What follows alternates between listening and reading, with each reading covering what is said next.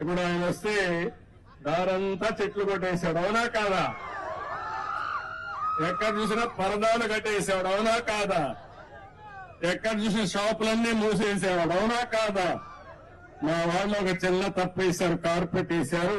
ఇప్పుడే చెప్పా, ఇక్కడ రాజు రాలేదు, లేకపోతే కింగులు రాలేదు, ప్రజలకు సేవకులు వచ్చాం, పొలాల్లో నడుస్తాం, లేకపోతే వాళ్ళ దగ్గరికి వెళ్తాం.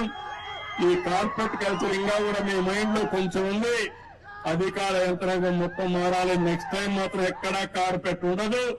ఉంటే కార్పెట్ వేసి వాళ్ళపైన యాక్షన్ తీసుకుంటా. ఎందుకంటున్నానంటే అందరం పుట్టింది మట్టిలో నుంచే, మళ్ళా చనిపోతే పోయేది మట్టిలోకే.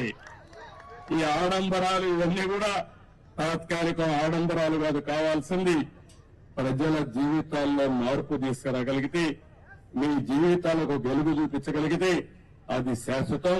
మీ గుండెల్లో శాశ్వతంగా మాకు స్థానం ఉంటుంది.